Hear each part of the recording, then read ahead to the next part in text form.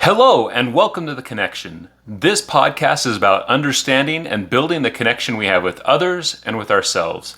I hope that through this podcast, you'll be able to have more joy and fulfillment in your life. I'm your host, Jared Hurst. So this week, I want to talk with you about learning from our past.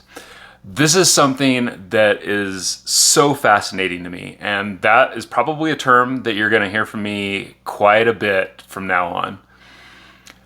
In the last 3 weeks, I have had just absolutely massive growth in my personal life. I feel like I have hit a turning point, and that if I implement certain things in my future, you are going to see incredible rates of growth in my life. I'm really excited about it. I'm having actually a really hard time not jumping ahead. I have a really special episode 21, which I can't wait to share with you, but I want to give myself more time to make sure that the things that I'm learning and the changes that I'm seeing are sustainable before I go and share them directly with you. But it's been awesome. And part of that change is openly sharing myself with the world. And that's one of the reasons that you're looking at me right now. Here I am in my bedroom doing my podcast. But I am so proud of who I am and who I'm becoming that I frankly don't care if somebody doesn't like what they're seeing. So here I am in all my glory. So this week what I want to talk about is I saw this really cool concept about 2 weeks ago. It was by Sigmund Freud, and it was this idea that as adults, we seek to gain control over the things that we lacked control of as a child. So I've been sitting on this concept and really thinking about it and trying to come to terms with it and see what with anything I learn, no matter how fascinating and awesome it is, I'm always trying to figure out how it fits in my world. How can this change my reality? And I think it's such an interesting idea that we're trying to gain control of the things that we didn't have control of as children. And I'll give you a really good example. Now, this has nothing to do, this is in no way an attack on women or anything like that. This is simply an example, but I understand some people could be offended by lots of different things. So I'm going to give you an example. Let's say you've probably seen this. This is why I'm using this as an example. But you've seen a woman who had an unhealthy relationship with her father. Her father was not there for her. He might have been abusive. He might have been very aggressive verbally or whatever that might be. There was just an unhealthy relationship with her father. And then you see this woman as an adult, and she goes after men who are just like her dad. And then she tells herself that she's going to be able to fix him and that she's going to be able to earn his love. And I think that's a great example of this. There's this area of her life as a child where she didn't have control, where she didn't feel loved, where she wasn't getting the things that she wanted. And so as an adult, she is trying to play out that past and gain control over it in a way of healing that wound. And I think that this is such a fascinating idea, and there's so many ways in which we use this in our life. And I'm going to give you a lot of those examples from my own personal life and how that has impacted me. So I remember back in 2018, I went to my very first Tony Robbins event. It was so cool being able to go to this first Tony Robbins experience. My boss had paid to take our whole team there.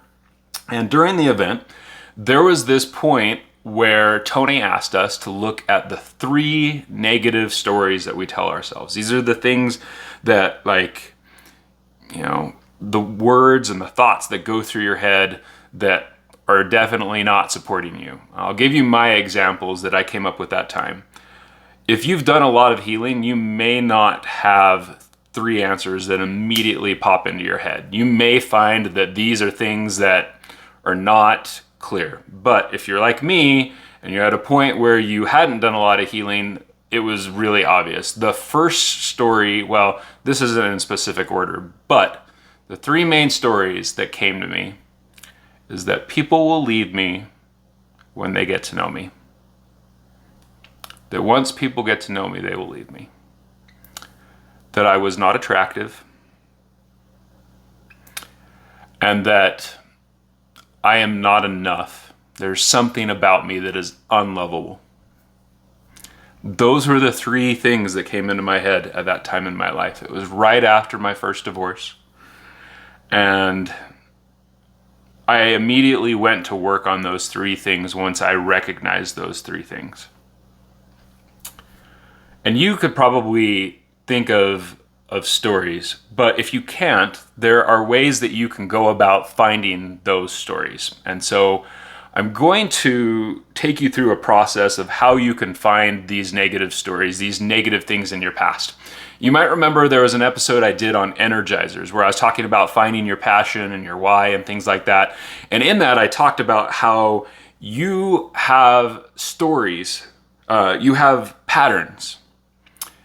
And if you look at the things in your life that light you up, you'll notice that there are common themes. Well, it's the same thing with finding these negative stories in your life. What they are is they're the emotional highs and lows of your life. And if you look at the emotional highs and lows of your life, you will start to notice patterns, and you will recognize that those patterns are related to specific wounds from your past. And these aren't just negative things. These can be like very positive things. So for me, one of my wounds is worrying that I'm not interesting. And here I am doing a podcast.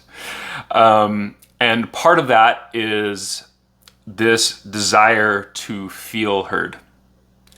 So when I talk about the emotional highs and lows, one of those emotional lows that I would notice in my life is that some of the biggest rejections that I've felt is when somebody in my life has made me feel unheard. That is a very quick way to access either sadness, depression, or anger with me, is when I feel like what I have to say is not being heard. Now, I've done a lot of work around this, but that has been one of my major issues. In addition to that really emotional low of feeling like incredibly angry or hurt or sad or depressed or whatever, you also look at my life, and I love to talk to people. I love deep, meaningful conversations. And I know that part of that is because I get to feel heard. Also, I love to teach. I love to speak.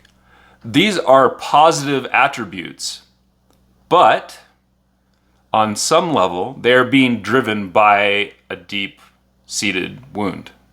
Does that make sense? So you can look at these emotional highs and lows and start seeing that there's an underlying effect that is driving these emotional highs and lows. So that's one way of finding it. Another way of finding these issues is by talking with other people. I remember I had this one point. There was a friend of my second wife, and she was kind enough to meet with me, and we started talking about my life. I was trying to find my passion in life, my purpose. And so we started going over, and I had written out all of these moments in my life that just stood out to me. Anything that stood out to me, both highs and lows. And she had this incredible realization. She recognized that because of my adoption, I had an issue with abandonment. Now, I've said this before, and I'll say it again, but my parents are incredible. I can't say that strongly enough. I love my parents. So supportive, so kind. They have done everything within their power to be great for me. And even my biological parents have done things to show me that they care, that they're good people, and that action was driven by love for me, right? But with that said, I think there's just something that comes with being adopted, being told that there was somebody, your caregiver, did not want you. That it's really easy to internalize that and say, there's something about me that is not lovable, and there's a reason that I was given up, because they didn't want me. And when you take my past and where I was physically bullied as a child, it's really easy to take that adoption and then add the fact that people are treating me poorly and say, look, see, this is evidence. Like, there is something wrong with me. Otherwise, people would not be treating me this way. Otherwise, I would not be given up. So what you can do is you can take these examples and these stories, and other people can help you recognize those things. And I think it's really important that you understand these past stories, because they are driving your emotions and they are driving your actions. When you look at me as an individual, I have had a history of trying to connect very quickly with people. I can meet somebody and 5 minutes later I feel like we are best friends, or I want to be best friends with you. That's true in both male and female relationships. But what's interesting is that if a male rejects me, doesn't want to be my friend, then I'm pretty okay with that. I get over that pretty darn fast. If a female doesn't want to be my friend, or doesn't want to be my romantic partner, it cuts significantly deeper. There is a wound there, and I am working very, very hard to heal that. And I have healed a lot of that wound, but it is definitely still something that I deal with, and it has driven a lot of my actions in life. But here's the beautiful thing about all this. Awareness allows us to heal these wounds and then use those impulses and those drives that come from those wounds. And when our wounds are still tender and hurting us, they're weaknesses. But when we learn to turn them into something healthy, those drives and those experiences give us incredible strength that can become our greatest attribute. Our wounds become beautiful once we heal those things, because those wounds cause incredible drives and motivation within us. And once we learn to harness that, incredible drive, then we can use it to create so much positivity and so much in our lives, like for ourselves, for others. It's absolutely incredible. So what you have to decide is, do I want to be a victim, or do I want to be a creator? Do I want to continue to allow this negative story, this wound, to control and drive my life, or do I want to learn how to heal it so that I can use it in order to make the life that I dream of?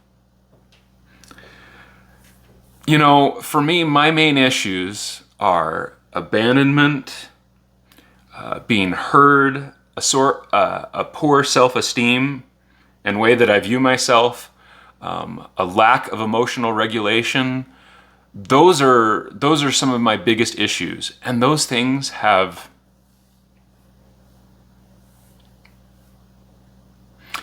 have lost me some incredible people in my life. Both intentionally and unintentionally. People that I've walked away from because those wounds were causing me pain that I couldn't cope with. Where I've pushed people away or hurt people because I didn't know how to manage my emotions or I didn't know how to manage my identity. And that those things turned into self-fulfilling prophecies and actions and things that created the life that I didn't want to have.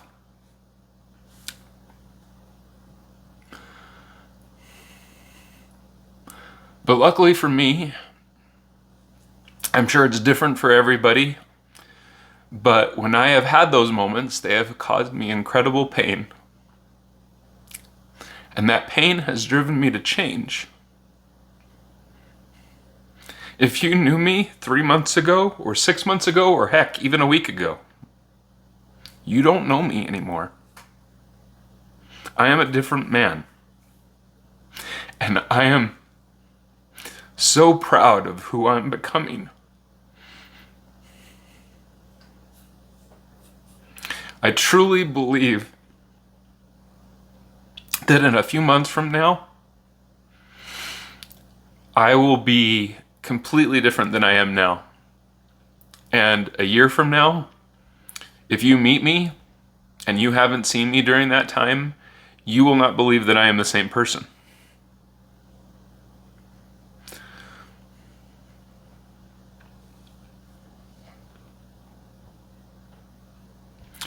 Because those weaknesses, those challenges have become my greatest strengths.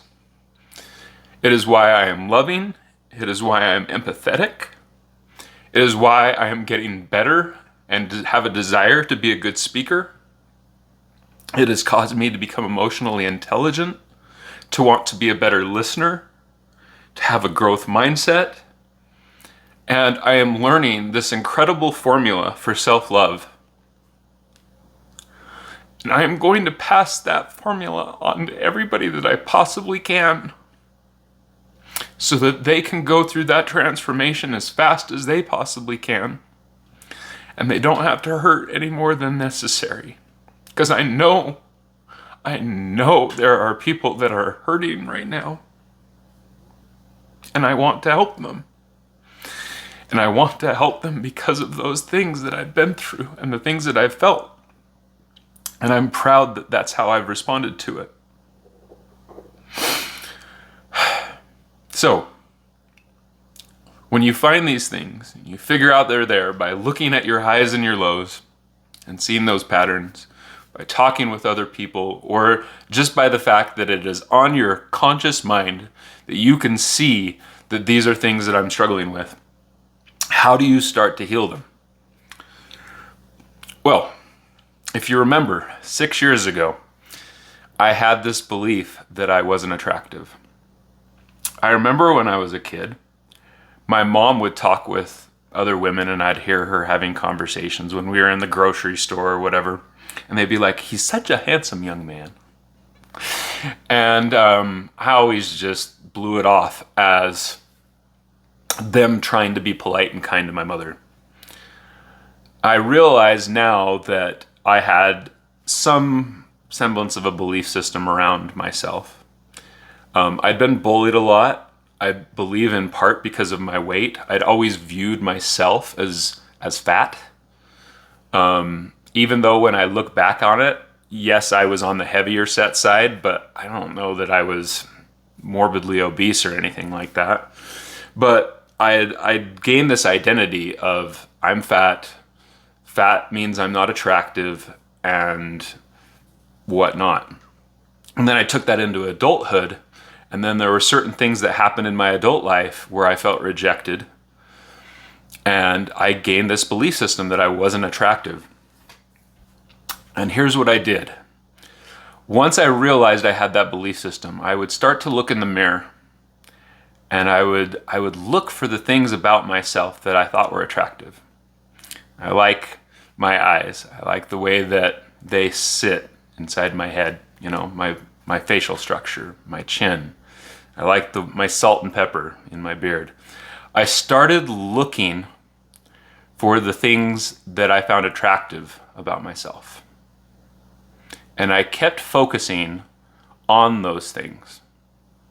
Because what we focus on is how we view something. So that's part of how you start to heal something like that, is you start to change the way that you view that. You counteract the negative things around that.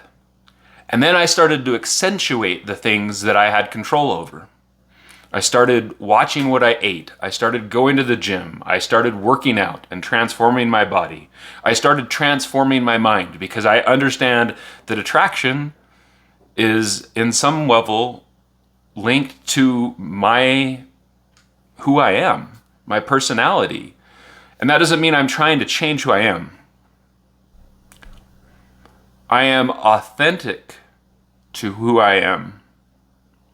I once had an issue where it felt like this paradox. Like, how can I love myself and want to change?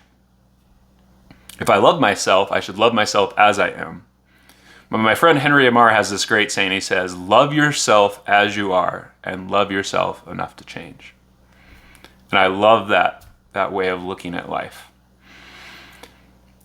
You can look at your desires, and if you truly look at them and evaluate them, you can tell whether or not that desire comes from a feeling of insecurity, not being enough, feeling like you want to change. Does that desire that you have come from what other people want or from what you want? And if it comes from what you want, that is your authentic self. It's just a different version of your authentic self. So go out there, figure out what are the negative stories I have? What are the wounds I have from my past that I've tried to gain control of as an adult through different means? And then start down this healing journey of countering those things and accentuating the things about you that you love. And it's a case-by-case thing. You have to look at what it is, and each one's going to have a slightly different path to heal. But it's worth it, because once you do, those weaknesses become incredible strengths that can transform your life. I believe in you. I know that you can do it. Until next time, remember that you are not alone.